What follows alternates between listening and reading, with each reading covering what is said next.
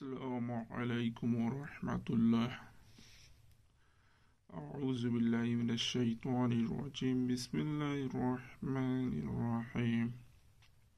সকল প্রশংসা মহান আল্লাহর দরবারে লাখো শুকরিয়া আদায় করে আমার এই কাজটি আজকে আমি শুরু করতেছি এবং আপনাদের দেখাবো কিভাবে একটা মেয়ের ছবি বা ছেলের ছবি দিয়ে তাকে বশীকরণ করা যায়। আমরা বা আপনারা ছোট থেকে অনেকেই দেখেছেন যে কারো স্ত্রীকে কারো বোনকে বশীকরণ করা হতো চুলের সাহায্যে, ছবির সাহায্যে। সেটা কিভাবে করা হতো, আজব বিষয় না? আমি সেই বিষয়টি আজকে আপনাদের মধ্যে উপস্থাপন করব এবং দেখাবো কিভাবে আপনারা করতে পারবেন। আমি যা দেখাই সব কিছু সফলভাবে দেখাই এবং এই কাজটি আমি নিজে করি বিদায় আপনাদের দেখাই, এতে আপনারাও যেন উপকৃত হতে পারেন। তো দর্শক বন্ধুরা, এর জন্য অবশ্যই আপনাদের আমার ভিডিওটি মনোযোগ সহকারে দেখতে হবে। আশা করি আমার প্রাণপ্রিয় ভাইয়েরা আপনারা মনোযোগ সহকারে দেখবেন। আমরা যে ফটো দিয়ে বশীকরণ করব, ফটোটি যে কোনো ফটো হতে হবে, অবশ্যই সেই ফটোটি পরিষ্কার হতে হবে। সেই ব্যক্তির মুখমণ্ডল যেন চেনা যায়। মুখমণ্ডল যদি চেনা যায় তাহলে সেই ক্রিয়াটি তার উপর প্রভাব ফেলবে এবং সেই কাজটি হয়ে যাবে। এর জন্য অবশ্যই আপনাকে একটি পরিষ্কার ছবি বা ফটো আপনাদের সংগ্রহ করতে হবে যাকে আপনি চান।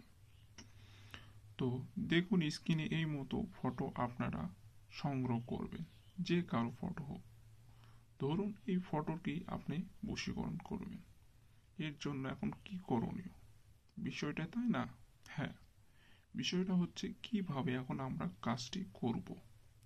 কাজটি আমরা এইভাবে করব, ফটোটির উপরে কপালে যেখানে মুখমণ্ডল নাক রয়েছে, নাকের উপরে দেখুন দুই বুড়োর উপরে কপাল, কপালে আমরা হাত দেব, বুড়ো আঙ্গুলে হাত দেব।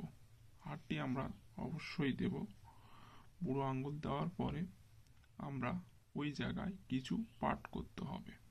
তো কি পাঠ করব সেটা আমি আপনাদের বলে দিচ্ছি এখন। আপনারা অবশ্যই মনোযোগ সহকারে আমার কথাটি শুনবেন। তো আমরা এইটা পাঠ করব যে কুবরান কুবরান মিনাল জিনাল। আমি আবারও বলতেছি, আমরা যেটি পাঠ করব পাঠটি হচ্ছে কুবরান কুবরান মিনাল জিনাল। এটি আপনাদের 1001 পাঠ করতে হবে। 1001 পাঠ করতে হবে এবং এই যেই কপালে আপনি হাত দিয়ে যে ছবিটি ধরিয়েছিলেন, এই ফটোটি আপনাকে অবশ্যই খুব নিরালায় কোনো এক জায়গায় রাখতে হবে যেখানে 100 বছরও ওখান থেকে কোনো উদ্ঘাটন হবে না, বের হয়ে আসবে না। এইটা হতে পারে কোনো বাসা বা কোনো গোরস্থান, কবরস্থান। সব থেকে নিরাপদ হয় কবরস্থানে। একাকী রাত্রে, গভীর রাত্রে আপনারা যা পুঁতে রাখবেন, কেননা সেখান থেকে এই ফটোটি তোলার কোনো অপশান থাকে না বা তোলার কোনো কথাই আসে না, প্রশ্নই ওঠে না। সব থেকে নিরাপদ হবে কোনো গোরস্থানে, তবে অবশ্যই সেটা গভীর রাত্রে, রাত 12টার পরে পুঁতে রাখতে হবে। তো আপনারা এইভাবে পুঁতে রাখবেন, অবশ্যই কাজ হয়ে যাবে এবং সে পাগলের মতো আপনার জন্য ছটফট করবে যেখানেই থাকুক না কেন। তো এই ছিল আমার ভিডিও।